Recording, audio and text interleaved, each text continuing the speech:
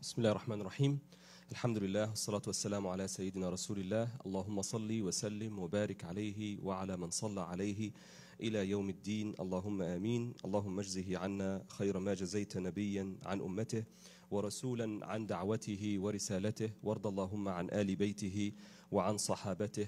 اللهم آمين.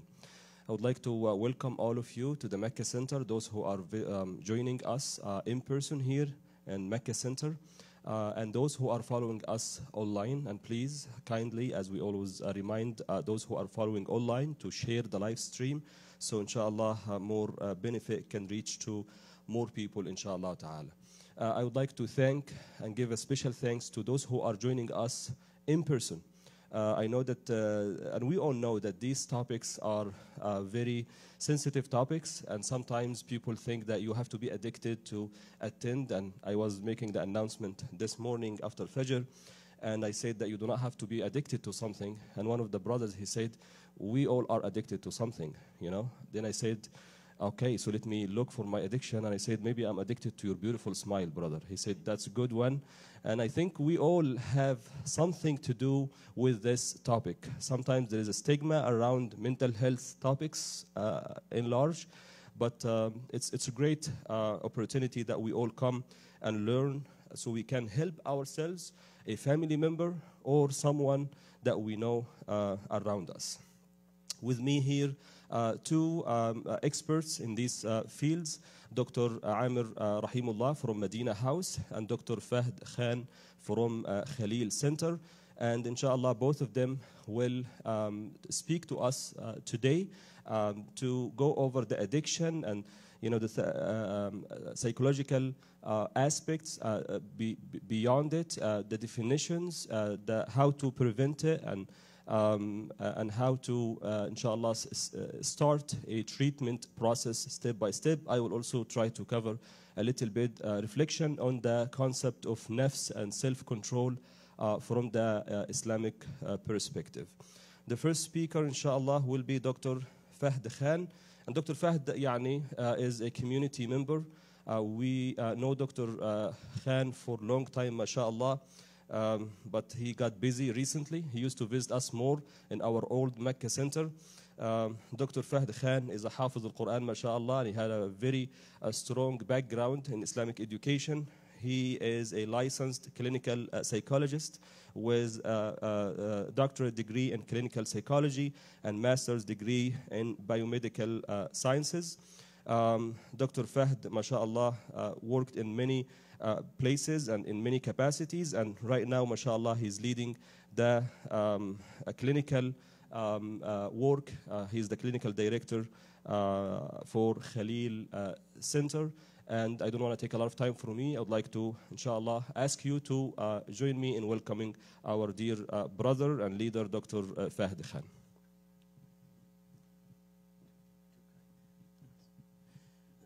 بسم الله والحمد لله والصلاة والسلام على رسول الله وعلى آله وصحبه ومن والاه. تعز من تشاء وتذل من تشاء بيدك الخير. رب اشرح لي صدري ويسر لي أمري واحلل عقدة من لساني يفقهوا قولي. جزاكم الله خيرا. I was sweating when he was introducing me. You know, mashallah, you have beautiful scholars here at the Mecca Center. And Sheikh Hassan, and we also have Sheikh Tariq, who's actually doing his internship at Khalil Center. So, alhamdulillah, I'm happy to be here. I remember in 2001, I think, or 2 it was, when Makkah Center was in an office building, and Sheikh Ridwan Ali and myself, we led Tarawih there. That was years ago. So, alhamdulillah, I'm happy to see this beautiful building. So I want to talk about, addictions, and I want to introduce this topic. And I'm glad that Sheikh Hassan brought up the idea that everyone has an addiction. I think it's safe to say that most of us are addicted to our cell phones. I think that would be an easy one that everyone can admit, right? Because the moment we leave our cell phone somewhere and we walk away, what happens? There's like this uneasiness, right? This anxiety that kicks in. Oh my God, I need it. Like you feel incomplete without the cell phone. It's almost very similar to like a person who's an alcoholic wakes up in the morning and they don't have the bottle next to them or in their house. They feel that uneasiness. Like they feel, I've heard this from alcoholics when I used to work at a rehab center, that their hand don't feel complete without the bottle in it, right? So it's very similar. And I want to bring that idea up Well, first I want to also bring it up because I think we have to talk about some of these topics to make sure that we don't have too much stigma around it. Our deen, obviously, is meant to, create us into perfect human beings, or as close to perfection as we can get, because Rasulullah was the only one who could be perfect. But he said, I came, that I came to perfect human character, right? So our job is to make sure that we perfect our character. So when it comes to these addictions, there is certain normalcy behind it, but certainly as Muslims we know that alcohol is haram, right? So even a little bit of it is haram, even though there might be good in it, right? So when we understand that some of these things are purely haram, other things might be allowed. However, being addicted to them then creates that dependency, and that might go into the realm, and I'm not a scholar to give fatwa on that, but that might create that problem of like, is this now allowed for me or not? For some individuals who are heavily addicted, that thing might not be allowed for them. And again, that's something for a scholar to decide. So when we talk about addictions, oftentimes we think of alcohol, we think of drug abuse, addictions, and those are probably in the past were the most common ones. Behavioral addictions are oftentimes overlooked. So what I mean by behavioral addiction is, pornography addiction, video game addiction, screen addiction, or technology or cell phone addiction. These are behavioral addictions. Sometimes people are addicted to shopping. That's actually an actual addiction. Sometimes people think it's not real, but it is real. Like if the person doesn't shop for a few days, they feel uneasy. It's like something is missing from their life. Their day isn't complete without going for shopping, right? So the idea behind it is pretty much similar. So an addiction is generally described as a serious problem that can have multiple negative impacts. There is a certain a dependence on whatever it is that you're addicted to. Like if that thing doesn't happen, you feel uneasy, right? With chemical addictions, oftentimes two of the processes that are often explained by scientists is that when you start taking some substance, like let's say that if you have chronic pain and you take pain medication, maybe it's not that common with like Tylenol, but let's think of something a bit more severe, like someone who takes, hydrocodone, right? What do we call it? Hydrocodone? What's the Norco is the doctor's call it, right? Yeah. So, somebody who takes a strong pill to ease their pain, right? So the pain now is eased by it, but after same usage, so if I take 50 milligrams, or say, that's probably really high, but let's say 5 milligrams of some kind of high pain medication every day, after a few days, I'll need more of it because the body gets used to it. It's the same thing with alcohol. People who start drinking, again, at the rehab center, oftentimes people will say, when I first started drinking, I didn't think I would get addicted, right? I was just drinking socially or casually. So they're drinking whatever, one beer, one glass of wine, one vodka, whatever it is. And after a while, that's not doing it for them. It's not giving them the same pleasure. So they need more and more. So they're building up what's called tolerance. And then what happens is that with heavier things like Norco or with alcohol or some of these heavier addictions, when you stop using it, there's something called withdrawals, right? People have this uneasiness, anxiety. With alcohol, it's probably the worst withdrawals you can have. And Dr. Amir will probably talk about that. But, people can die from those withdrawals if they don't actually get medical help, right? So the process is very similar with behavioral addiction as well, okay? So I'm just going to, talk about here, this is like a general process that people go through. A person takes a substance or engages in a behavior. We'll talk about why people do some of these things. This causes the brain to release certain chemicals, and I'll talk about what those chemicals are as well. And then the person experiences a pleasure, right? Seeking pleasure, wanting pleasure. And again, there's a normalcy to that as well because we're human beings at the end of the day. And then more is required to have the same amount of pleasure because now the brain has changed. Oftentimes they say the addiction hijacks the brain. It makes the person think, in order for me to survive, I need this, right? And there's certain truth to that as well. And over time, the person then wants more and more, and it becomes normal for them. Like it was abnormal in the beginning for them to even, look at another person like a woman, right? And then they start seeing a woman like half naked, and it becomes normal for them. Before you know it, they're looking at pornography. Now that becomes normal for them, right? And then there are people who are looking at pornography, and they can't even get this. It's like the amount of pleasure they might get in the beginning, they're not getting it anymore. And this is why pornography can have severe effects on the marriage as well. Because then if you get married, and the pleasure you're supposed to feel with your spouse is no longer felt, because your brain got used to something else. You see what I mean? So that behavior becomes normalized over time. And then, if the person stops using it, there's going to be a withdrawal, or what they call like a come down, for example. Okay? So, again, we have behavioral and substance abuse addiction. I think you guys know about substance abuse. Common ones are alcohol, heroin, for example. Marijuana, although it doesn't have a heavy like chemical aspect, but there's a behavioral component to it. And I'll talk about why that's important for us, because I'm a psychologist and I work primarily on emotions and behaviors. And then we have behavioral addictions, the ones I mentioned. Okay, so I'm going to go to this model here. This is the model that we use at Khalil Center. Let me see if I flip over the... There we go. That might be a little bit... No, it's the same. Okay, I'll zoom in. No problem. So, we conceptualize human beings based on these 4 aspects. So we know all human beings are born on a fitrah, right? Rasul Sallallahu Alaihi Wasallam said, "Kullu mawludin yuladu ala fitrah."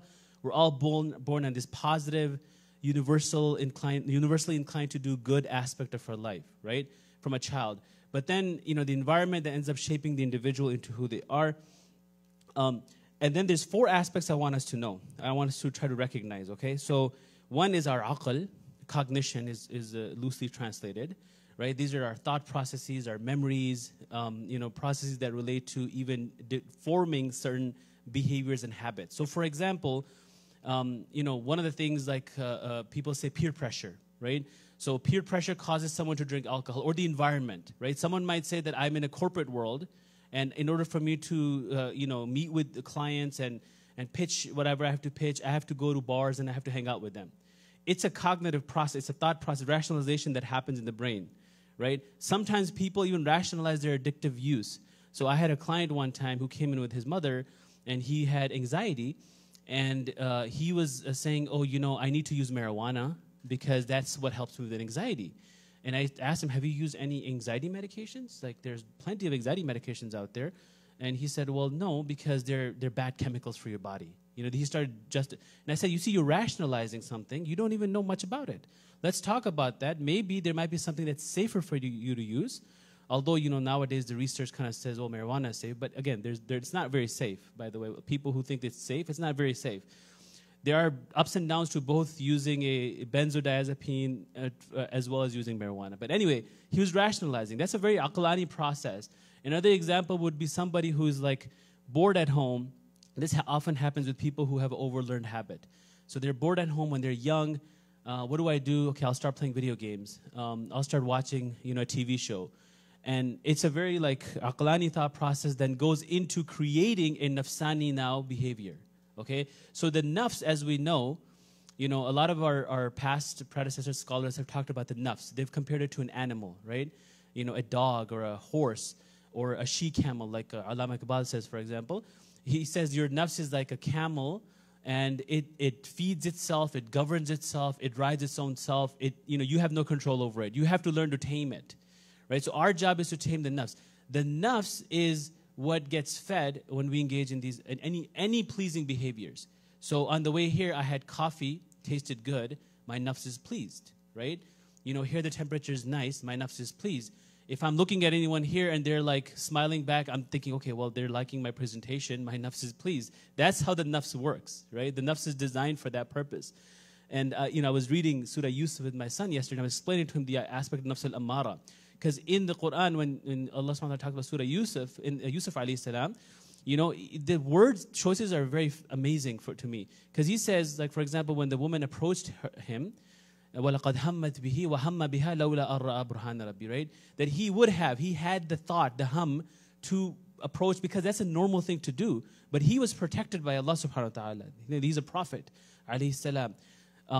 But the inclination, the desire to want to go to a woman for a man is very normal. It's something that's there. That's our nafsani part of our existence. And then we also have our ruh, right? As we know, by the way, ruh, oftentimes people associate only positive aspects. Our scholars, Imam Suhrawardi, Ghazali, others have talked about, Shah Walillah talked about how ruh has even animalistic component. There's a bahimi ruh. There's a ruh al-hayawani, as they say, right? Animalistic ruh. Meaning, because we're human beings in this world and we're being tested, we have these inclinations to want to engage in some of these behaviors at a very normal level, okay? And then there's our emotions, which are our ihsas. So I'll come back to this model a little bit later. Also part of the model, we talk about these 4 aspects of human beings.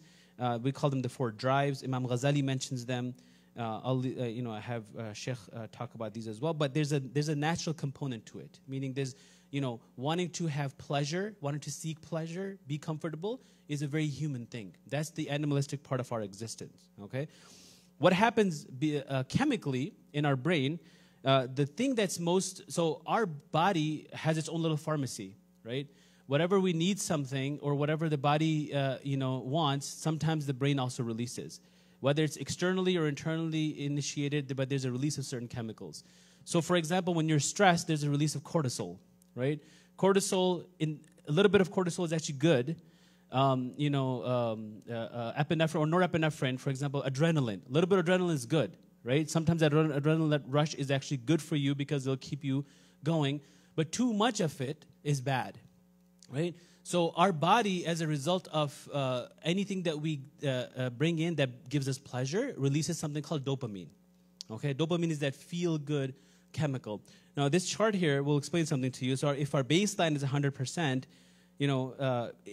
consuming good food, right? So if you have like, biryani, I guess if, from the Arab, it's what, makluba is it probably the closest one? You love biryani? Okay, so we'll use biryani then. If you have biryani, right, that bite of biryani is going to release dopamine in your body. That's just a very normal process, right?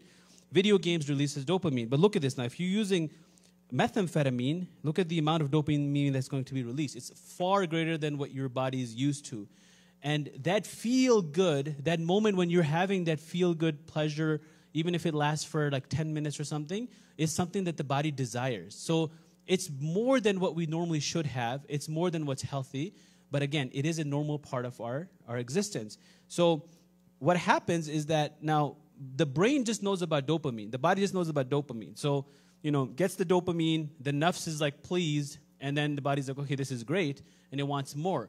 But our job as human beings, as those with higher, thinking, is for us to control these desires, right? We can't let them go out of control. That's why Allah subhanahu wa ta'ala gave us that aspect. That our job is not to just follow the body. Because what's happening right now is this world, the society that we live in, it's all about nafs, right? It's all about nafs. Whatever you want to do, you do it. Do what makes you happy. Don't worry about anybody else, just whatever makes you happy. But if you keep following that pattern, then it leads us to nowhere. It leads us to disaster. So we have to be mindful of what happens in the body. Now let's go back to the psychology of it. So I'll give you some examples. One of the most common things, and I'll end with this, is that oftentimes people, like parents, will blame their children. My son is addicted. My child is addicted. But we don't look at why are they addicted. What is it that's causing them the addiction? People oftentimes think it's just a habit. Oh, like he started using his phone and now he's just addicted, right? He started playing video games, now he's addicted. But a lot of times people use addiction as an escape. A lot of times they use it as a means of comfort. So example would be if the household environment is traumatic for the child, if the parents are arguing, if the family is having problems, if you moved a lot, if there's bullying that's happening in school, all these things that are complex. Right now, teenagers especially go through a lot of stress. I think we underestimate. We think they have it easy. They don't have it easy, to be honest with you. They have it far worse than what we had to go through. Because growing up as a teenager, not only do children have to struggle with their households, they have to struggle with, forming social relationships with other people. They have to struggle with identities, right? What is my identity? And in this day and age, what is our identity? Even that's being challenged, right? Whether we're looking at gender identities or Islamic identities. And then on top of that, there's pressure from the environment. There's school, go to college, you have to get a degree. Degrees no longer have any value. 20, 30 years ago, bachelor's degree was sufficient. Now you have to have a doctorate degree. Most children are immigrant families. Immigrants also have a lot of stress. You must be the best. You have to be the top. Right? There's no option. Oftentimes, one of the things that we notice is like, and I'll give something funny example. Like when I moved back from college, in college I used to play video games. I was a gamer, always a gamer. I have control over it. Alhamdulillah, it's not an addictive issue. But when I moved back home, I was once playing a racing game. Right? It's just a racing game, and you might think it's not that harmful because kids nowadays are playing Call of Duty and like chopping each other's heads off and then dancing over the dead bodies. So I was playing a racing game, and my father came and he was watching me, and then after a while he says, games like this are not good for you. I played for like 10 minutes, I think.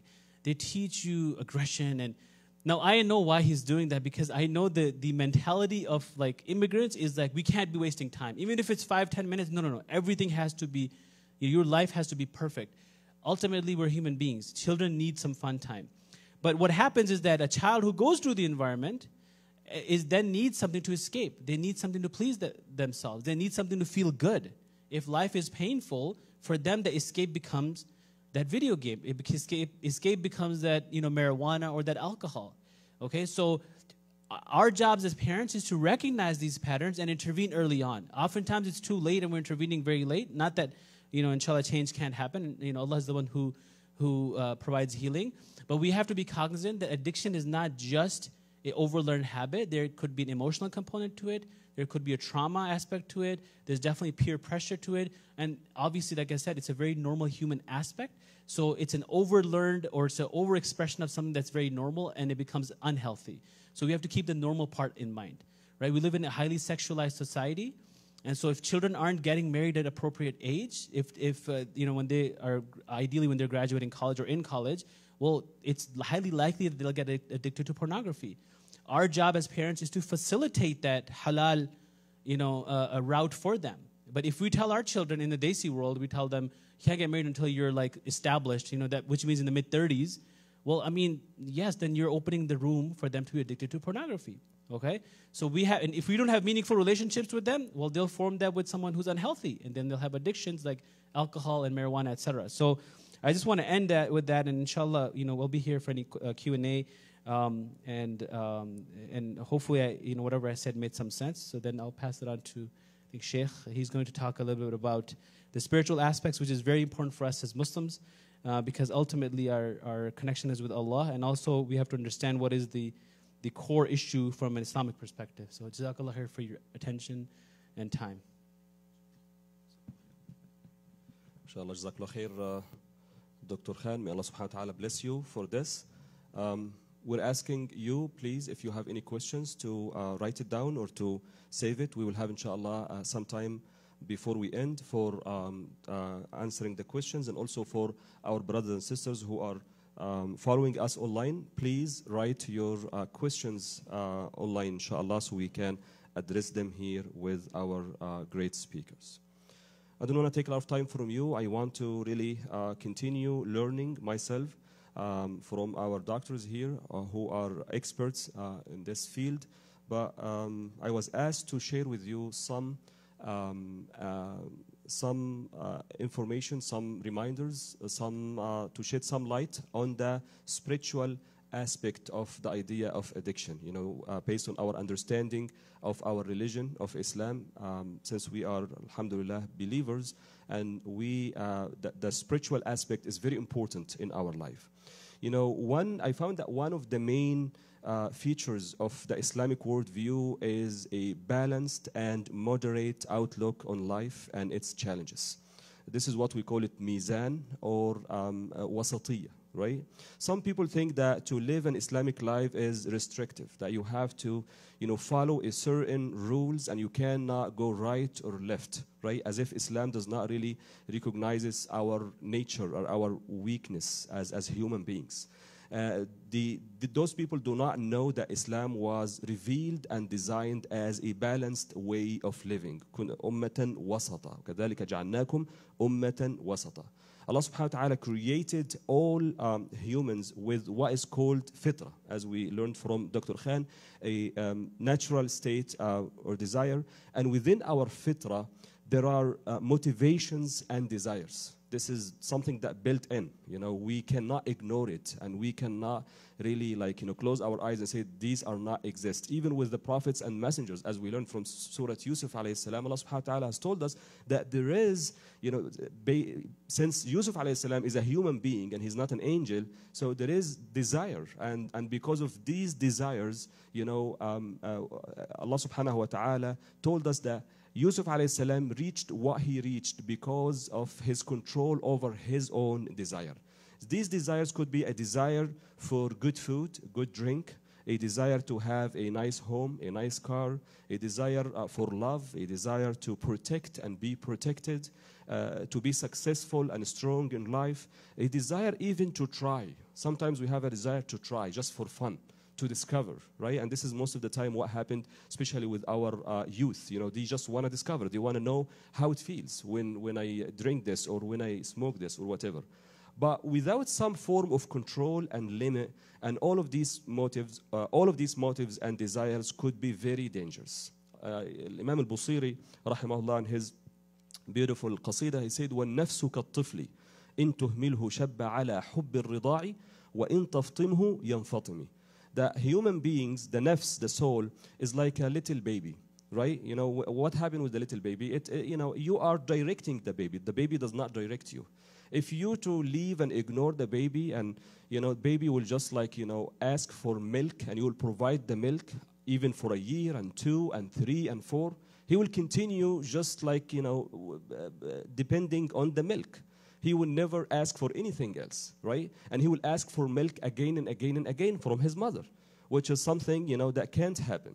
But they said, وَإِن تَفْطِمْهُ يَنْفَطِمِ. There is a time when you have to force your child to stop doing this and to start, you know, to move on life by, you know, introducing some soft food and so on and so forth. So we have to treat our nafs the way we treat our children in order to survive. So we all need to know how to balance all these natural human desires without ignoring our fitrah and without allowing these desires to run wild without any form of control. This is our goal as Muslims, you know, and that's why we always talk about tazkiyah, the purification of the soul and nafs, right? And Allah subhanahu wa ta'ala said, وَالَّذِينَ جَاهَدُوا فِينَا لَنَهْدِيَنَّهُمْ سُبُلَنَا. This ongoing challenge and struggle with our own self, something that, you know, will never stop, right? I mean, and it will take time. We have to understand that these things takes time. It's not like something that you have a button and you press the button, or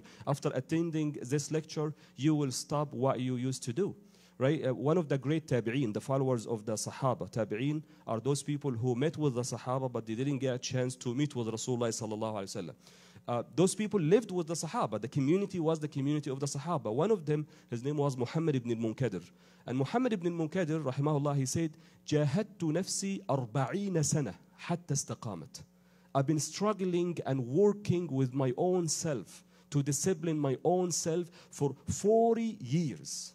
Someone who lived with the Sahaba, brothers and sisters, is not living in 2022 in America, right? He lived with the Sahaba, and he said that it takes me 40 years to discipline my own self. It will take time. And again, this is not an invitation to relax and sit back and say, you know what, I have to take my time. But it's to tell us that it's a process. It's something that cannot end and stop. وَعْبُدْ رَبَّكَ حَتَّى يَأْتِيَكَ الْيَقِينَ, as Allah subhanahu wa ta'ala said. So Islam prescribes ways of fulfilling these desires that we have without allowing the desires to take control of our life. Allah subhanahu wa ta'ala, one of the examples, Allah subhanahu wa ta'ala in Surah Al-A'raf, Surah number 7, in verse number 31, He said, يَا بَنِي آدَمَ خُذُوا زِينَتَكُمْ عِنْدَ كُلِّ مَسْجِدٍ وَكُلُوا وَاشْرَبُوا وَلَا تُسْرِفُوا. Why? Again, Allah subhanahu wa ta'ala is the creator. Allah subhanahu wa ta'ala is the one who knows us more than even ourselves. And He is prescribing for us the manual, right? What to do to maintain our own self, right? So Allah subhanahu wa ta'ala is saying here that, O children of Adam, wear your beautiful clothing at every time and place of prayer, al-masajid, eat and drink, but do not waste and do not go and cross the limits. In everything, crossing the limit, you know, is not acceptable in the religion of Islam. So the Islamic virtue of moderation is prescribed at both individual and at collective level, as we learn from Al-Quran Al-Kareem and from the Sunnah of Rasulullah sallallahu alayhi wa sallam. Now, as we heard from Dr. Khan as well, that, you know, Islam's broader approach towards human life is through the recognition of the human soul or nafs. And in Quran Al-Kareem, we see different types of nafs. We see a nafs al-ammara, nafs al-ammara to bisu, the soul that commanding to evil and to do evil things. And then we see the nafs al-lawwama, you know, the nafs that has self-reproaching soul, right? And the nafs al-mutma'inna, which is the nafs that has tranquility and peace, the peaceful soul. And scholars say that these are not three different kinds of nafs, so you need to figure which one you have in your side, but it is more of stages. So all of us could be in one stage, nafsun ammara. all of us in one stage could be nafsul lawwama. And all of us could reach, inshallah, to an-nafs al-mutma'anna. These are the stages that we all, and the goal of every Muslim is to be aware of these stages of how his or her own soul, and to strive to reach the stage of tranquility, the stage of sakina, as Muhammad ibn al-Munkadir. Even if it takes time, we cannot give up from our own selves. طيب. Although he has an animal nature, as we learned from Dr. Khan, human being or man is distinguished from and considered a higher being than an animal, right? Because of our rational and spiritual capacity. Even though our actions far too often do not reflect that capacity. And I always look at it in this way. Allah subhanahu wa ta'ala created different kinds of creatures. Allah subhanahu wa ta'ala created al-malaika. And al-malaika, they do not have desires. They're not like us. They're different. In their nature, they do not have desires. لا يعصون الله ما أمرهم ويفعلون ما يؤمرون. They do not have the option to disobey Allah. They do not have the option to follow their desires simply because there is no desire. So what motivates them, what moves them, what leads them is the logic. And because they understand that Allah is the creator and they are nothing compared to Allah and they have to obey Allah, so they do whatever orders Allah subhanahu wa ta'ala is ordering them, and they are in that level. And then in middle we have the human beings, you and I. And you and I, subhanAllah, are very special. Allah subhanahu wa ta'ala has given us the desire and the aql, right? So the desire to order us, and most of the time to do bad things and to be addicted to evil things, but the aql to control and to think and to stop and to direct, right? And then we have lower than this is the animals, right? And with the animals, they do not have the intellectual capacity. They have the desire. So the desire is what actually. So like if a horse is hungry, the horse will not differentiate between his farm or his neighbor's farm. Well, just like whatever he can catch, he will go and eat, right? So now human beings are in the middle. If Allah subhanahu wa ta'ala mentioned many things to support this. If human beings are to control their desires, they will be better than malaika. They will be higher than the malaika. Why? Because malaika, they didn't have to go through this battle, right? They didn't do anything, right? This is in their nature. There is no struggle, But for the human beings, they have the struggle. So if the human beings, if their shahwa, طغت على if their عقل طغى على الشهوة, if their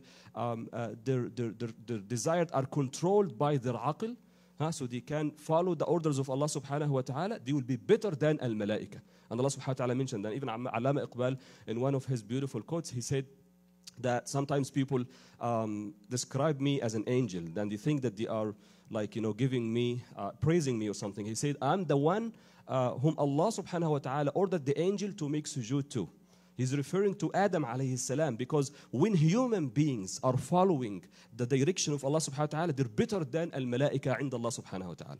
But if the human beings, if their desires are the one who control them, they will be worse than the animals. Allah subhanahu wa ta'ala in the Quran al-Kareem said, أُولَٰئِكَ كَالْأَنْعَامِ بَلْ هُمْ أَضَلُّ. They are like animals. Even they are worse than animals. Why? Because you have the aql.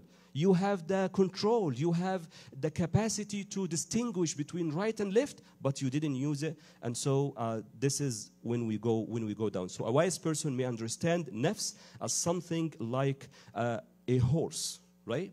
So it's up to you to ride the horse or to allow the horse to ride you. Okay, you cannot ride. Okay, forget about the horse because we do not, ride horses. Even though I love horses, but your car, you have to control your car. You cannot allow your car to control you. You are the driver. Okay, even if you have this, Tesla or whatever, forget about it. You have to control your car. Okay, you have to be the driver. Otherwise, the car will control you.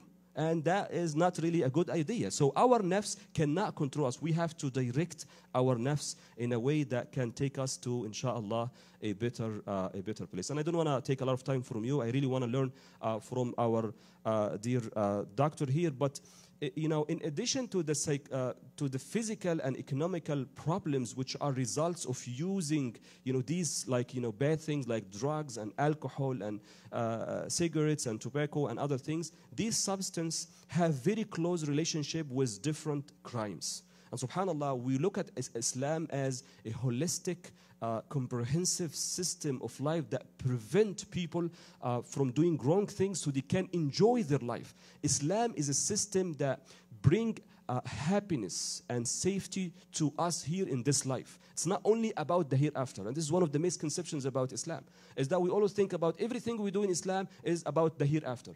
But as the scholars say, there is a Jannah in this life. If you do not taste it, if you do not enter it, if you do not experience it, you will never be able to experience the Jannah of al-Akhirah, right? Islam should make your life better. And subhanAllah, this is what happens. When you stop doing these things and follow the orders of Allah, you'll be healthier, you'll be happy, you can achieve your goals, you will be successful in everything. In 1985 in the US, the total crimes related to the drug and alcohol were 800,000 cases. 1/3 of 523,000 Americans, prisoners, were drunk during the committing of their crimes. From 50,000 car accidents, 23,000 cases were drunk or had used drugs during the driving. So there is an obvious, effect. It's not only about spiritual, religious matter, but it's about you and the people who are there around you.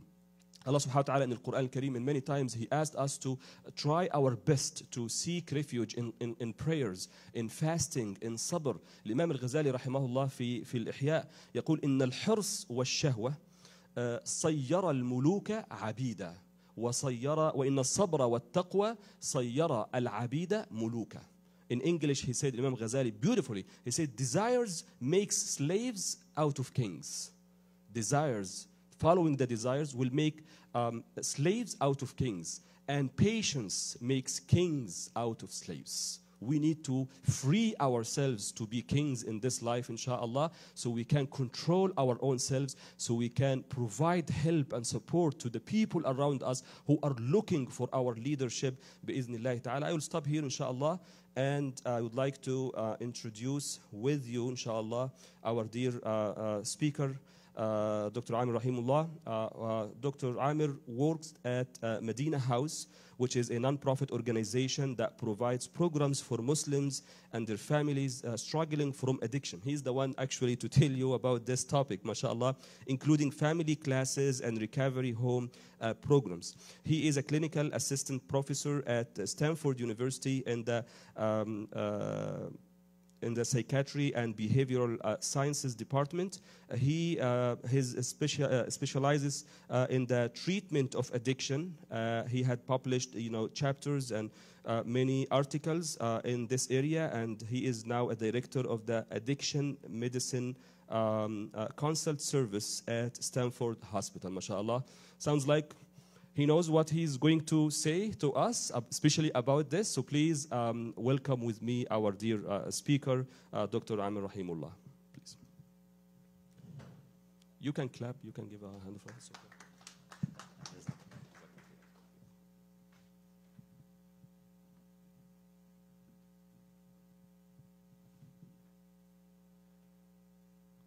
بسم الله الحمد لله رب العالمين والصلاة والسلام على أشرف الأنبياء والمرسلين سيدنا محمد وعلى آله وصحبه أجمعين.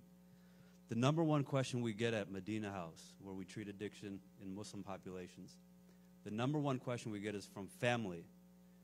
And it's family asking, what do I do? I have a loved one with addiction. They don't want help. What do I do? They're in denial. What do I do? They won't get into treatment. What do I do? And they're in a place where they're going through a lot of suffering. So they are in a place where that loved one is causing them a lot of misery. They're not able to sleep. They can't trust this loved one. Maybe sometimes they're manipulative. They're not listening.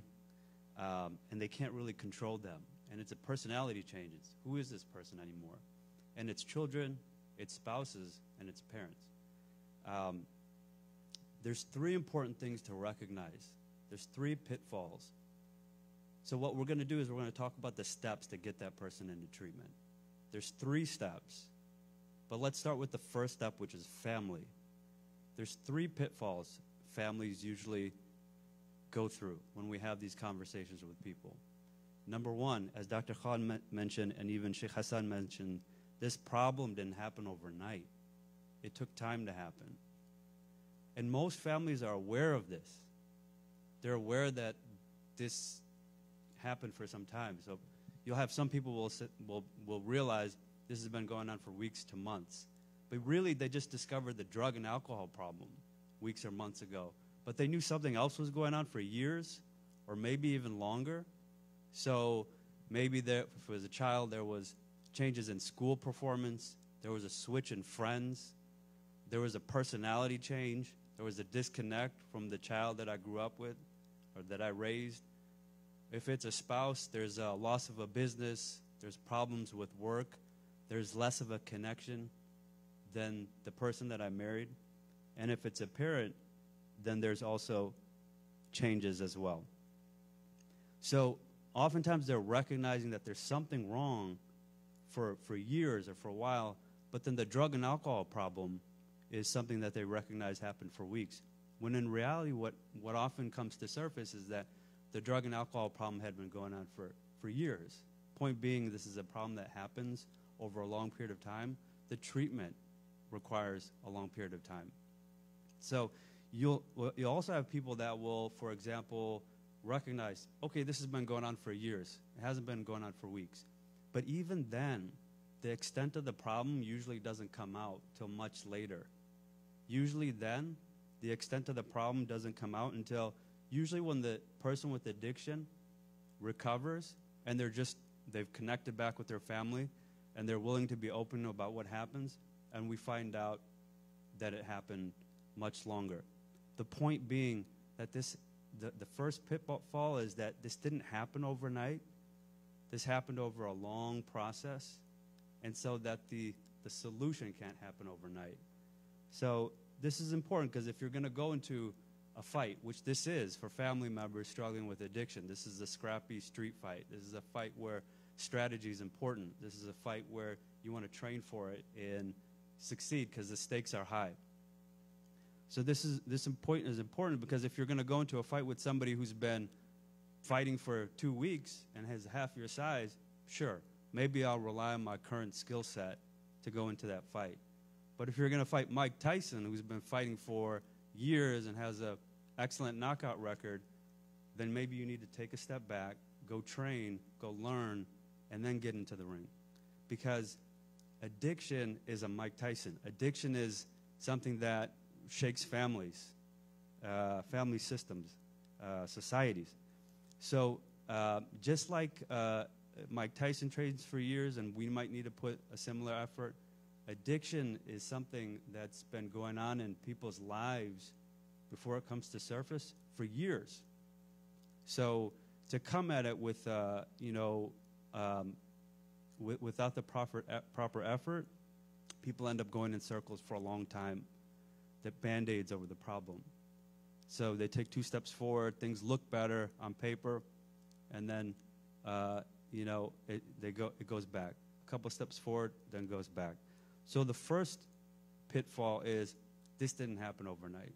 The second pitfall is this isn't going to get fixed overnight. This isn't going to get fixed overnight. So families usually go through phases with this part, and that's fine. We've all been there. We've all been there. It's been a trial and error process. There's nothing wrong with wanting to take the path of least resistance. I encourage you to do that. But the best of us who've really succeeded in this, they don't stay in that trial and error process for too long. They'll figure out what doesn't work and move on. This tool doesn't work, or it works but not enough. Let's add another tool. This person is helping, but maybe we need more people helping. Let's get them to a place where there's multiple people who can help them, so on and so forth. So the first phase families go through is this sort of trial and error process of maybe we can just do it this way. That way they won't find out about it. Maybe we can do it this way. It costs a little less money. It's a little less difficult. let's do it this way. And that's fine. We've all been there. Don't stay there too long, because it can be painful, and doing the same thing, expecting different results is not a good strategy. The second phase family members go through is they realize this isn't going to go away overnight. They go through the sleepless nights, the difficult situation over and over again, and then what happens is they're more motivated to do something else. They're more motivated to go out of their comfort zone, and they're more motivated to try something that might be a little risky. So this is a good place to be. And even then, a lot of times families are at a place where they are willing to engage in the work, but they're still a little bit hanging on to this being a quick fix. They're still a little bit hanging on to trying to figure out how to make this go away as fast as possible. And again, this is absolutely normal. This isn't like families being lazy or not caring. This is families undergoing a lot of pain, carrying a heavy burden, trying to put this burden down as fast as possible. That's very normal. But if I told you got to walk a couple extra feet for it to be successful, then, inshallah, the important thing is to go through this with strategy in order to reach success. So the second phase is when families are willing to engage in work and start to recognize that this isn't just a problem of the person with addiction, that this might have resulted from, as Dr. Khan mentioned, maybe a family environment that the child was trying to escape from, or some other situation that was going on. And so, what we recognize is that this has been going on for a long period of time. The other important thing to recognize is that in the first phase, a lot of times we focus on, this is the first phase, meaning hopefully they phase out of it. Hopefully they'll grow out of it. Hopefully it'll happen quickly. The first phase, oftentimes, the families focus on, let's educate the family member with addiction. Let's preach at them. It's a misconception in their understanding. It's a misconception in the aql. Logically, they get it. It's more nafs, as Sheikh Hassan pointed out. It's more nafs. It's more about what are the practical strategies to remove them from that environment. What's the mujahada that they have to go through to change the nafs? And what's that process that they need to go to? So the first phase oftentimes is us trying to make them rationally understand it. That addiction's wrong, drugs and alcohol are wrong, pornography is wrong. But they get it. It's less that of an issue. It's more of an issue of training. So the second phase is when we recognize that the families has an important part to play, and the family has skin in the game, and then they start getting into the game and training and working on this problem themselves. That's great. That's a great place to be. And so then the question is, when the family is ready to accept this as a problem, what do we do? What do we do? It's about getting into treatment.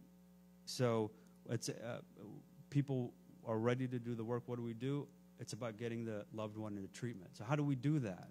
How do we as family members who have a loved one with addiction who doesn't want treatment, what can we do to make that happen? Because right now it's not really the person with addiction's problem.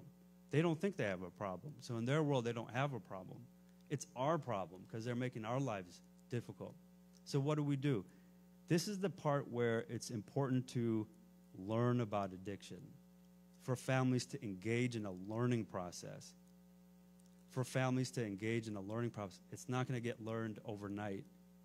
It's not going to get fixed or learned overnight. It's a class you have to take. Some things you can learn quickly, you can pick up. Some things that take a process. So number one thing, what do families need to learn? There's a lot of tools, but let's just focus on the top two. Number one is enabling.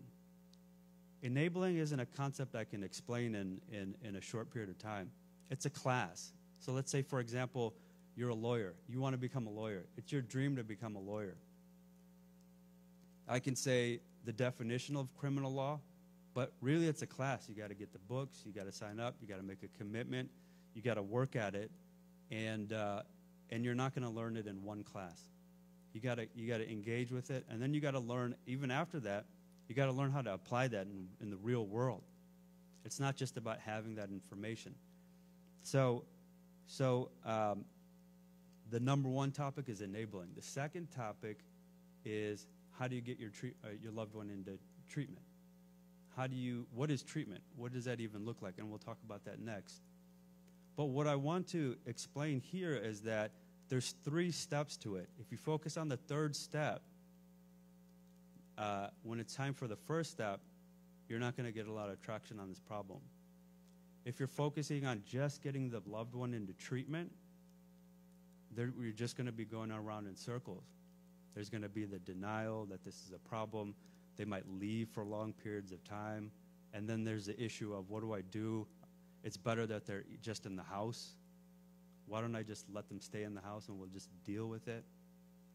So it's important to recognize that the first step can't be circumvented. Sure, if you have a loved one that's ready to get treatment, they've gone through it all, and they want to just jump into treatment, great. Go to the second step. But what I'm saying is that what we hear commonly in the Muslim community from the West Coast to the East Coast is this question: what do I do? The families are asking, what do I do? They're not ready for treatment.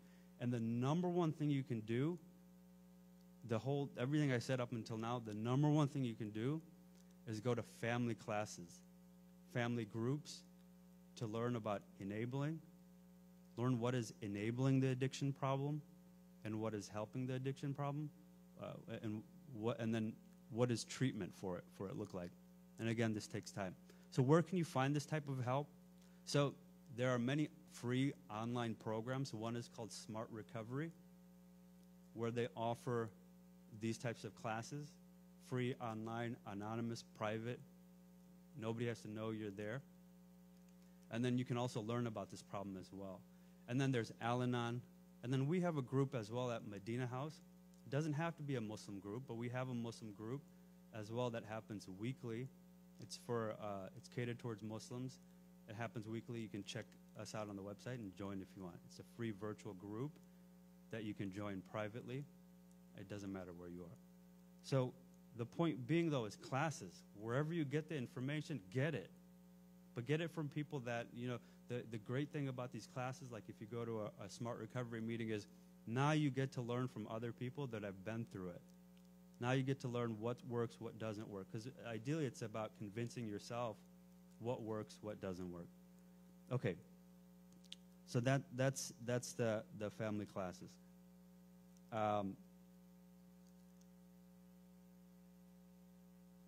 Once you get to the step where your family member is now ready for addiction treatment, then that's the easy step.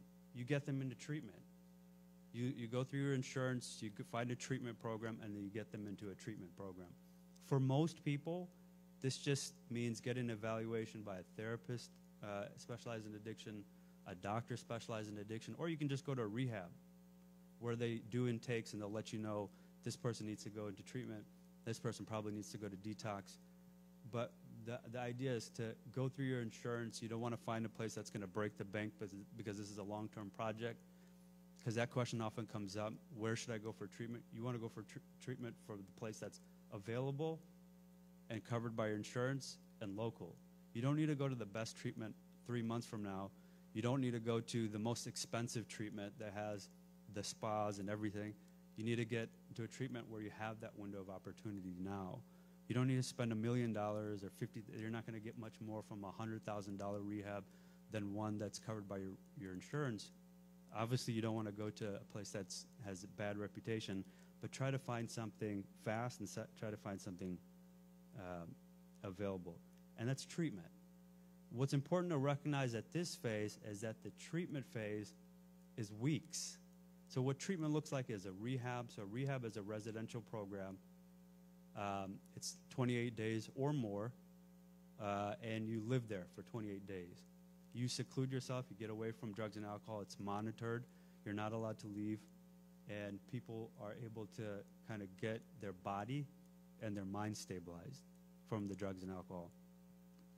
The second phase, the second level of treatment is an intensive outpatient program. This can work for people. They get to stay at home. They go to the program and come back. They go to the program daily and come back, and they get intensive training on how to stop the drug and alcohol problem. And then there's other levels of care. There's also individual therapy, which is really important, especially for addictions like pornography addiction, going through CBT, cognitive behavioral therapy for addiction, or other therapies geared towards this.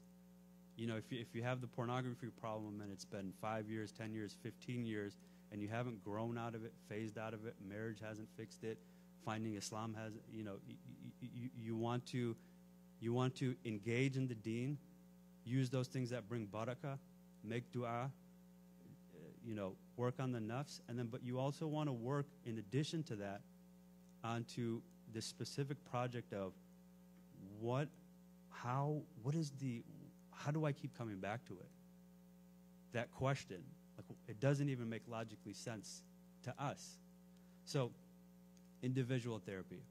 Now, if somebody's going to individual therapy on a regular basis, and let's say they have a drug problem or alcohol problem, oftentimes what they'll need is like a rehab or a strong program.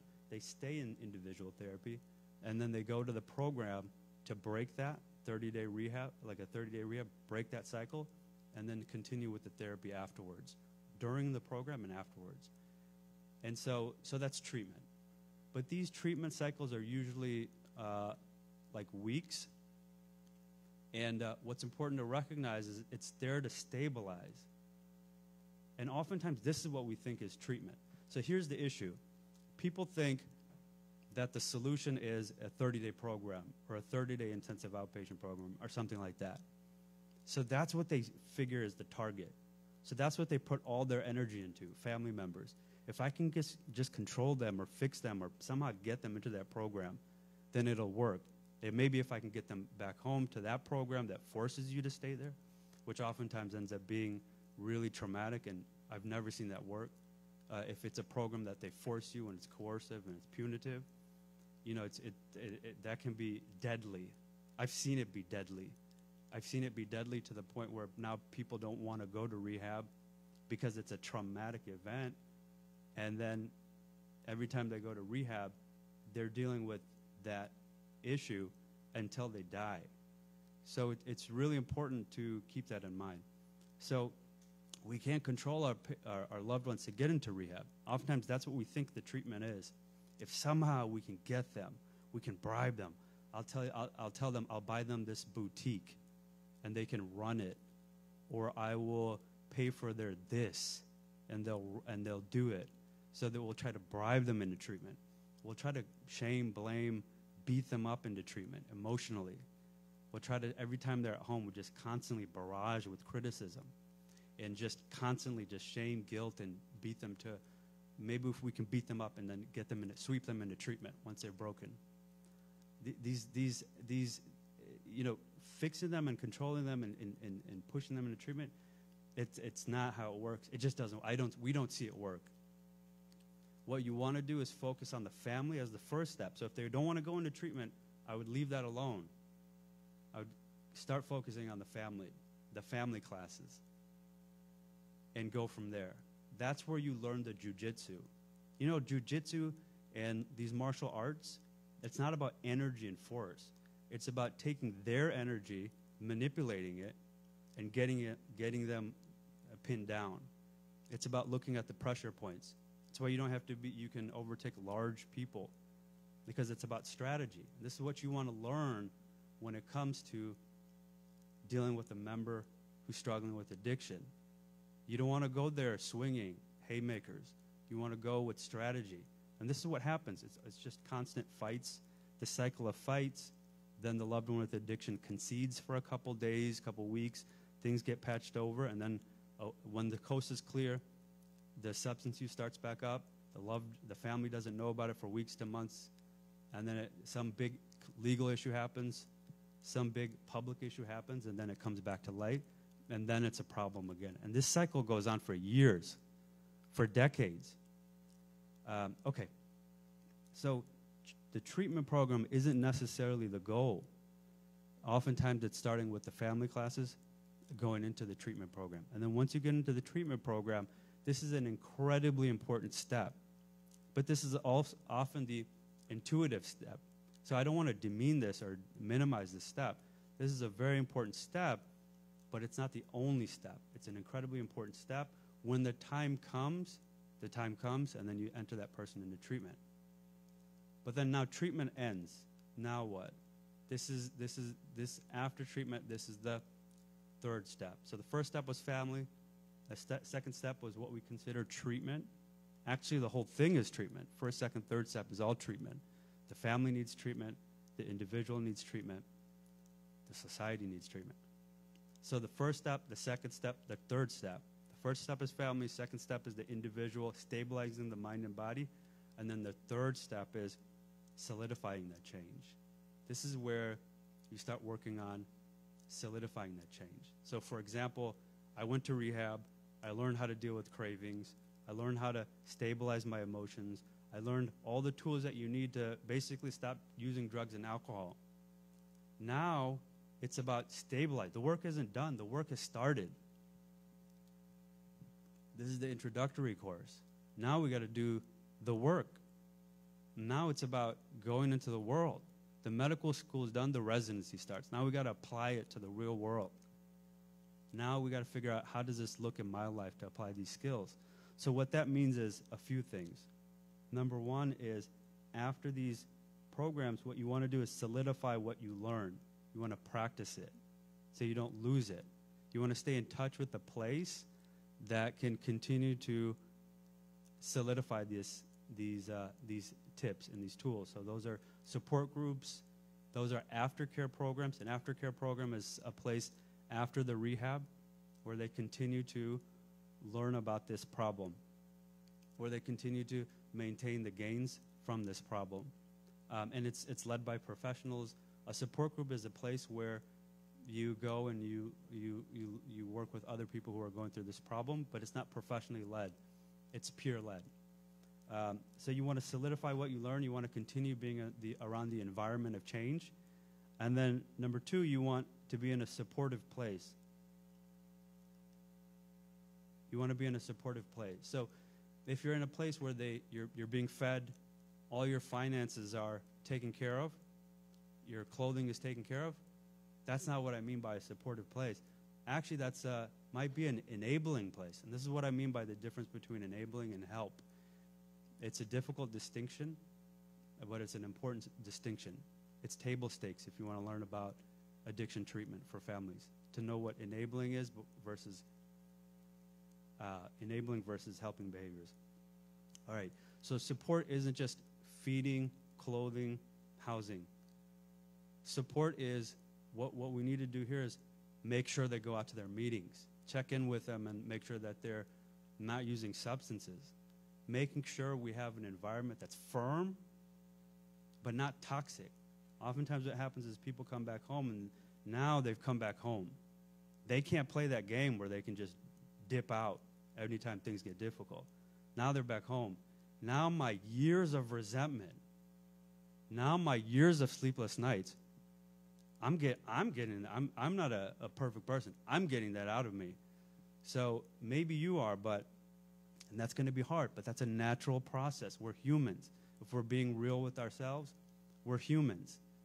That's a natural process. But the problem is if we create that toxic environment, it's not good for them, but more importantly, it's not good for us because it doesn't lead to success. Again, once the drugs and alcohol goes away, I'll tell you, we meet some of the most amazing people when the drugs and alcohol go away. When they recover, some of the most amazing people in terms of their practice of Deen, they excel in Deen. They excel in their service of Deen. Not one or two. This is many people.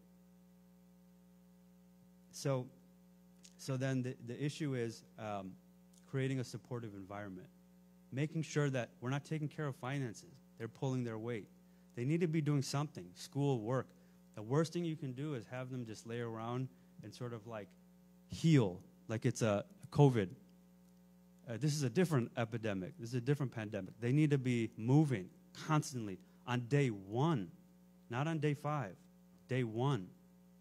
Actually, negative day. While they're in the rehab, they need to figure out, find a job, find the aftercare program, line up the meetings, line up the therapists.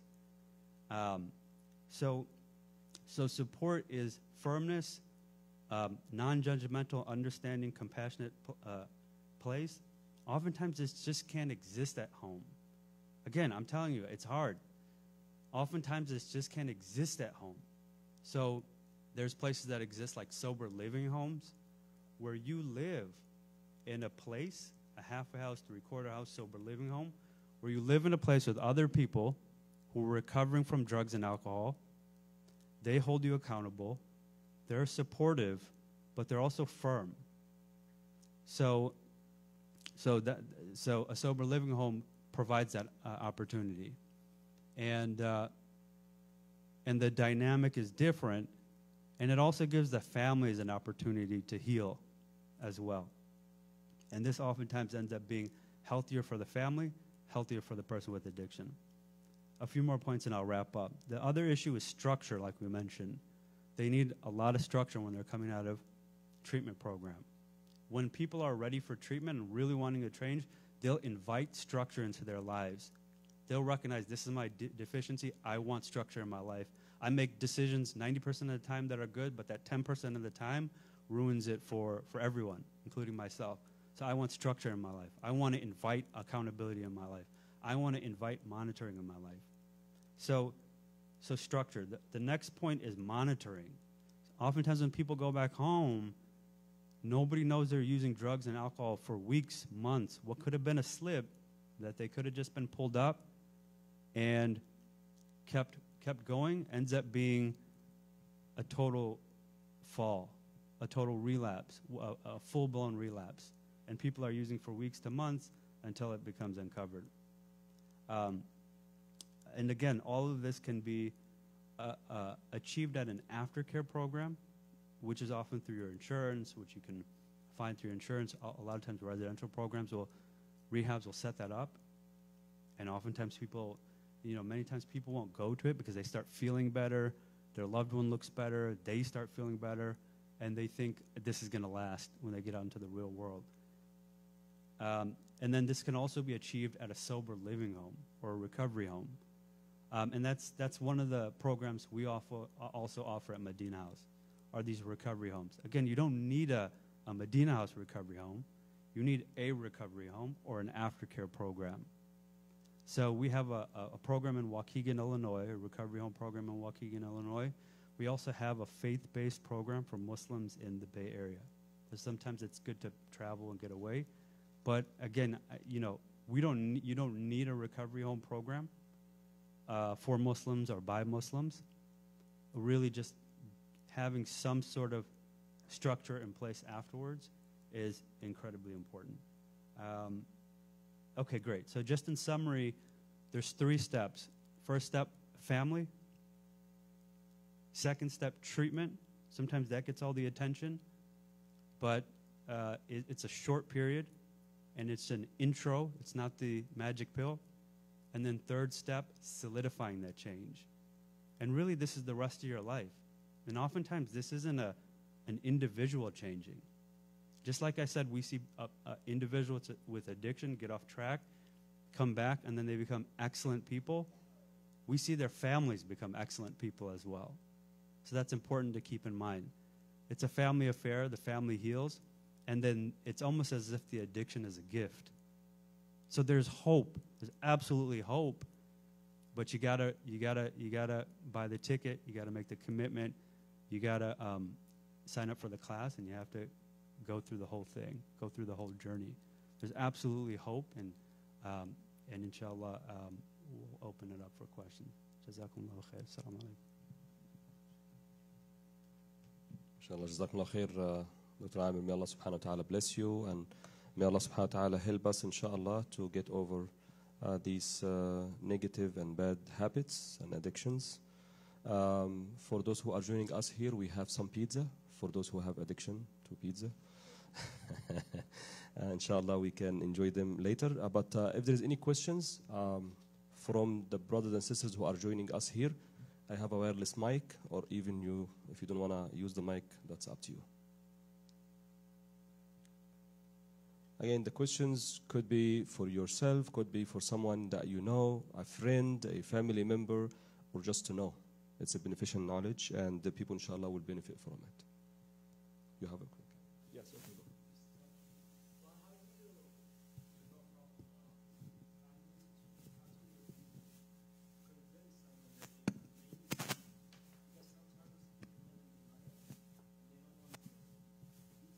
Yeah, absolutely. That's a good question. The question is, how do we go from family to treatment?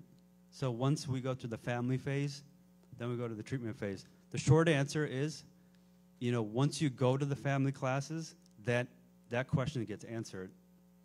Because it's I've tried to answer this question many times, but it takes time for people to really understand it and to buy into it. And really what it takes, to be honest, is I see this, the light bulb goes off when they hear from another person who sounds just like them. They're dealing with a family member just like them, and they say, this worked for me. And this is what I did, and this is how it worked. And then it's much more powerful than hearing it from somebody like me, reading about it in a book, so on and so forth. So how do we go from family? Essentially what it is once family learns how to close all the wrong doors, once families learn how to close all the wrong doors, then the person with addiction walks through the right one in time. You can't control it. You can't cure it. You didn't cause it. The issue is what we're able to do is to control our behaviors, and we're able to take this musibah, this trial, and use it as an opportunity to get closer to Allah and focus on our self-care. And so the real issue is not necessarily how do we do the chess match to get them into treatment. Like if I do this, what's the there's like that chess move, you do 2-3 moves and get them, you get them checkmate. There's nothing like that. It's more so, what tools do I need to go into this fight? What tools do I need? I don't want to say fight because there's a lot of fighting that happens in these problems. So what tools do I need? What strategies do I need to resolve this situation?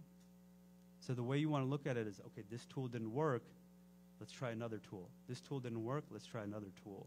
And it's not about perfection. So when I say close the wrong doors, I'm not saying you need to kick the person out. Or I'm not saying you have to make these grand gestures in order to make it happen. There doesn't have to be a grand ultimatum. Nobody knows the answer. You know the answer, or the person who's struggling with it knows the answer. And so the issue is when you come to the family groups, you gather a lot of data of what worked for other people, and then you find what works for you. So just let's go back to the kicking the person out example. That's not for everyone. That's not what I mean by closing the wrong doors. I don't mean close the actual door of the house. Sometimes, people will interpret it as that. But the idea is to close maybe so on one end of the spectrum, extreme, you might have a family member, their loved ones got them a car, their loved ones bailed them out of jail, or every financial issue they get involved with, their loved ones are covering it up, maybe from other people in the immediate family. I mean, I can understand, you can make an argument for a distant relative or a relative, but if the one parent is covering up for another parent, or if the siblings are covering up for the parents, that can be challenging. So if we create this perfect environment of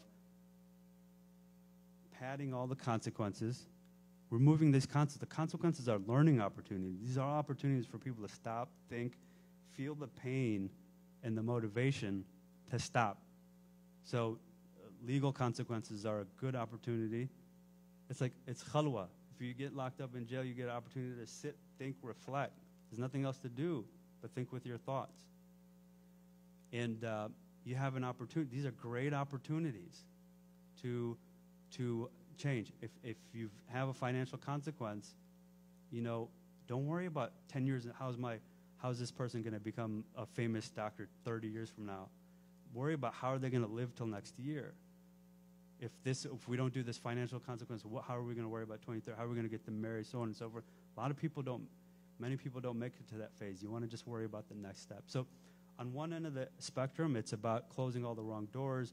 You have this, on one end of the spectrum of this idea of a family creating the perfect environment for addiction to thrive because they provide the housing for addiction, the loved one.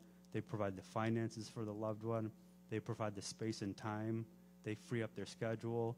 So all they have to worry about is drugs and alcohol. They're their PR agent. They're making up excuses for the rest of the world. All they have to do is stay at home and use drugs and alcohol and maybe show up to a couple events to say everything looks good.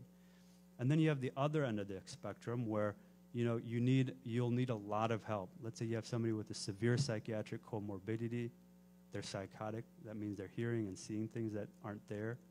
You have somebody who's very unstable. They have a lot of thoughts of harming themselves. They've had a recent suicide attempt. That, you need a lot of help. You need support groups, but you need professional help. You need professional help. So on one end of the spectrum, sure, it kind of becomes simple. Stop doing that. Stop giving them $100 a day, let's say, unaccounted for. That's just feeding their addiction. Then everything else you can work out by learning at the classes, learning from others, gathering data, so on and so forth.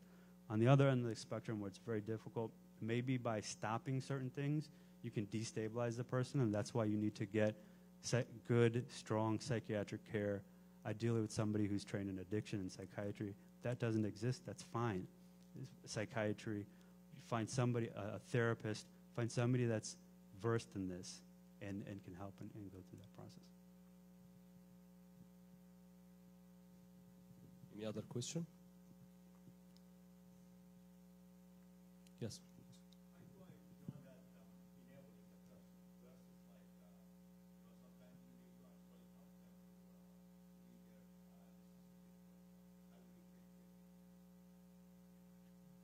So there's the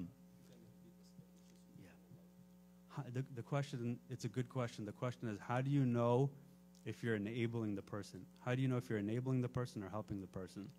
This is the $1 million question. This is the difficult question. This is different for every person. So there's the clear examples, like the one I described before, where it's somebody that, I'm using a very clear example that, most people wouldn't do, just to highlight the example, giving them unrestricted access to housing, finances, legal help and financial help, and just kind of creating the perfect circumstances for addiction. And then also creating like a toxic environment on top of that, where we're just badgering them, criticizing, and shaming them. So we give them all the resources externally to make addiction happen, and we give them all the resources internally, the guilt, the shame, to drive addiction. So it's almost like it's such an awesome, perfect storm. It's tragic, but it's almost awesome in the way that it works. So how do you know if you're enabling? There's probably like 60 to 70%, where you can, of the cases which are usual. They're very usual. It's just about, creating very strong boundaries. That means this is our house. This is what our rules are. It's some form of, sometimes people formalize that into a agreement, like a house agreement. This is what we're willing to do. That's helpful because oftentimes what that does is put the blame on the house agreement. So when people come back from rehab, that's a great time to do this because oftentimes they're willing to engage and they're in a good place. Or if there was some big consequence and they're remorseful, this might be a good time to do it if you're willing to kind of continue to work with them, is to create a house agreement that they agree to, that you agree to. This can include curfew. This can include expectations for work and school.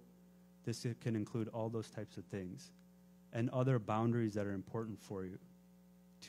This should probably include some regular drug test. So you can get drug tests anywhere, $5 at Walgreens or Amazon Prime. They'll deliver to your door. There's tests that you can do with saliva and watch them while they're doing the test. And there's tests that they submit a urine sample. You don't need to be a doctor, go to a lab, or any of that. It's very simple. But monitoring the substance use should be an important part of it, because addiction is only thrives because the person with addiction learns very early on they need to cover it up. So they're not inherently bad and manipulative. They're not doing this with everything in their lives. They're not compulsive liars in the sense that they just have to lie for the sake of lying, but just for the specific thing. So a house agreement can help. A house agreement can help, but really the answer is, the best answer, I should say, is going to some sort of family classes or groups like Smart Recovery, Al-Anon. And then also you have Smart Recovery, what they have, it's a free online group. And what they have is like forums where you don't have to, it's completely private. You just read what other families are going through, what they're doing, and how they get through it. And they might still have it. I haven't checked recently, but they have chat groups where you can join totally anonymous and just chat and get some questions answered. The important thing is, stigma and shame, it's important to recognize when that's helpful, when that's harmful, but it's also important to recognize that it's not going to go away overnight. The ideal situation is to recognize that shame can be prevent you from getting help, and to get all the resources you need. Maybe we need to take a risk. Maybe we need to, sometimes you can't save your face and your family at the same time. Maybe we need to go out there. But if that's too hard, that's completely understandable. We've all been there. We've all been there. So it doesn't mean we're a bad person or anything. There's also, it's not that we have to go out to an Al-Anon meeting and bare our souls or nothing. There's a lot of stuff in the middle, like the forums, learning about these things, so on and so forth. So, for the particular question is, how do we know when we're enabling or when we're helping? It's different for different individuals, and the best thing to do is to continue to learn more about it and find out what makes sense in your life.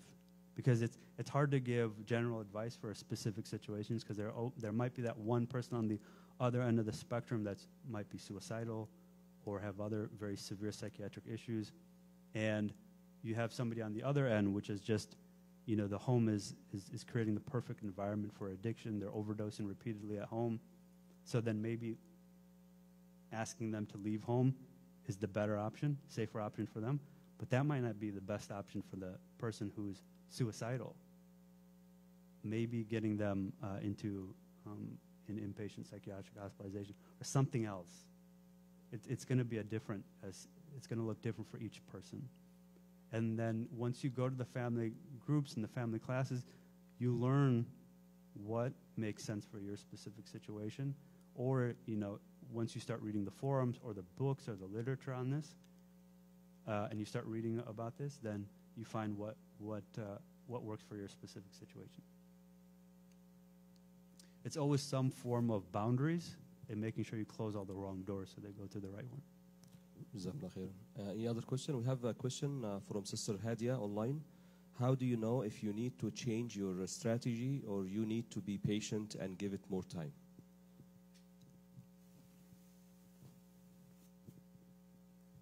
So, the way I would approach it is, there's two sources where you can check if you're hitting the target. One is some sort of professional in addiction treatment, an addiction therapist, addiction psychiatrist, addiction doctor, so on and so forth, or rehab. The second source is people who have gone through this and survived it. So if you start going to groups, you start collecting data on what works for other people, and you don't follow anybody 100%, because you're the one who's going to end up with the consequences and who has to live with the consequences. But you'll know, it'll ring true in those moments that you really reflect on it, and you'll recognize it when it comes. So, I would one sign that the strategy is not working, that it's not a good strategy, is it's not working. One sign that the strategy is not a good strategy is that it's not working. This means you've been doing the same exact thing for the last 5, 10 years. I would try something else. Start going to a data gathering mode to try to find other solutions. The problem with that, though, is if you started a strategy and it's not working, quote unquote, it might be working, you just haven't given it a proper trial. So all of these things are going to be on the order of months. So rehab, it's working. It's working. You probably might just need to try it again. Groups, you probably need to do a commitment to groups. So somebody that goes to, peer support groups and meetings for addiction have been shown to be effective. There's certain components that are been shown to be effective. So there's a recent study on support groups. So let's talk it from the perspective of treatments. What strategies for treatment? So we talked about the rehab programs. So if that didn't work, oftentimes people just need another rehab program. And oftentimes what that might be is just a higher level of care. So if it's an intensive outpatient program, you might need to escalate to a residential program where you're living there. If it's a 30-day program, then data shows that just making it a 90-day program or a longer program can be helpful. But if you went to a 30-day program, you didn't follow it up with an aftercare program, it's probably that. For a majority of people, it's that. They do a rehab, they think that's the solution, and then they don't go to an aftercare program. Okay, so that's professionally led treatment. The second dimension out of the 3 dimensions of treatment is the peer support groups. So peer support groups have been shown to be effective. There's a Cochrane review. Cochrane reviews are one of the most rigorous reviews to see if something's effective or not. So 12-step groups have been shown to be effective. That doesn't mean other groups are not effective. That means that this one group that they've tried has been shown to be effective. So there's a lot of groups. There's Islamic groups, groups where they integrate spirituality into those groups. There's groups for faith, different faith-based groups. There's groups for genders, men and women. So there's groups for every single type of person. And so, I would encourage you to seek those out. But then recognizing the second issue about the second dimension is that there's components of the group. Again, you don't want to go to a few groups and say, this isn't working. You have to recognize you have to give that a trial, a proper trial. So the data shows that there's certain components that are associated with good outcomes. I'm going to get a little technical. There's a couple components that are associated with good outcomes with groups. So you can't just go to groups and say, I tried 3 and then I'm good. It's not working. It's not for me. Most people don't want to go to a group in the first couple times. The idea of going to with a bunch of strangers, bearing your soul, people don't go to it because they want to. They go to it because they need to. It's a bitter pill. It's a bitter pill. And then they just look and they say, it's working. It worked for this guy. The science says it works. I got to do it. All right, fine. I'll commit to 30 days. It's like an exercise. It's like a diet. Okay, so what are the components when you decide to commit to groups? What are the components that have been associated with good outcomes? Number 1 is going consistently. So they looked at people who went to consistent meetings versus people that went to 2 to 3 meetings or less, and they found that people that went to consistent meetings did better. That's associated with better outcomes. Then they looked at people that worked steps. This is a 12-step program, so you can apply this to anywhere. So, there's Sheikh Rami Ansur in the Bay Area wrote his group, the Taiba Foundation, wrote a book called The Islamic Approach to a 12-step approach, overcoming addiction, an Islamic approach to the 12 steps, something along those lines. So essentially, that's a curriculum. So if it's not the steps, you can apply that to whatever group you're going. You got to apply yourself to the content, apply yourself to the curriculum. Okay, so the first thing was going to consistent meeting. The second thing is they looked at people who worked steps consistently versus people that worked 4 or less, and they found that people that worked steps consistently, or more steps, did better. Third was getting a sponsor. So finding somebody that's more advanced than you on the path is generally a good idea in work, in deen, and in addiction recovery. So you get mentors. If you want to succeed in career, you got to get mentors. You have to. Otherwise, you'll fall into so many traps. addiction, there's so many traps. So many traps. So it's good to find a sponsor. Sponsor somebody with a year or more recovery. They're not perfect. They're flawed. They make mistakes, but they'll get it right more than us most of the time. So consistent meetings, sponsor, steps, and then making commitments. I found people who made commitments versus those that didn't. Okay, and then the third dimension is medications. If the medication isn't working, try another medication. Inshallah, Jazakallah khair. Any other question? One more. Okay, we have two questions. Okay, go ahead.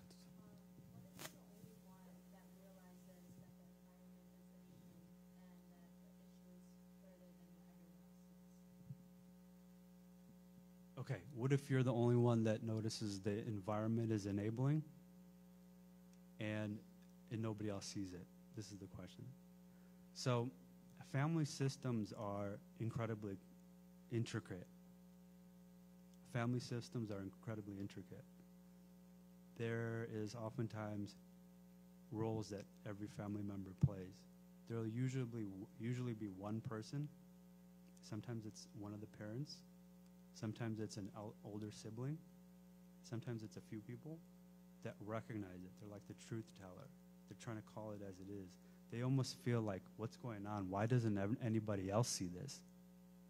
Is something wrong with me? This isn't adding up. Why are we brushing this under the cover? So that's the person that probably should go to the family classes, because they're witnessing it. They're looking at it. When you're looking at something, your state is different than somebody that's not looking at it. So when you're not in denial and you're seeing this person who's dealing with addiction, then it's very painful. So oftentimes that's the person that should go to the family classes and learn. It's not always, so let's say it's a love, so spouse, it should be the spouse that goes, and then maybe their other close loved ones. When it's a child, sometimes you think it's the parent that should go. A lot of times in our community, the elder sibling is the person that should go. And if it's the eldest sibling with this problem, the sibling underneath that, it's kind of having to sort of be the placeholder of the older sibling and kind of take care of everything. So it's not abnormal for that elder sibling to take charge, and that works wonderfully. If there's an elder sibling, do it. Go for it. Because the parents might. Oftentimes, this happens in families where the parents are much more less. They're more disconnected with culture, with American culture, or they're more disconnected with what's going on with the family. They're stuck in, this never happened where I was growing up. And they're stuck saying that for years to decades. And it's almost like a deflection. Okay, that's fine. The first year, that's fine. But 10 years into it, so that it's not because they're not willing to learn more about it. It's because this is so painful for some people that it's hard to look at. So in a lot of ways, the elder sibling can, because they know how to navigate this process, because they're the ones who are been woken to this process, it may even be a responsibility on them. So I would encourage that person to engage in family classes, try to get the information, and with logic and love and patience, get everybody else in the family on board. But offer solutions, and shy away from criticism. Offer solutions, and then try to use logic and love to get them there. Jazakallah khairan. We're running out of time. I know that we may have some other questions. Inshallah, our speakers will be with us for some few minutes after we finish, inshallah. And also maybe they can join us with some pizza, right? I would like to, at the end of this very special program, thank Dr. Amir Rahimullah from Medina House and Dr. Fahd Khan from Khalil Center, and all of you for joining us here Mecca Center, and those who are following us online. جزاكم الله تعالى خيرا وبارك الله فيكم. السلام عليكم ورحمة الله وبركاته.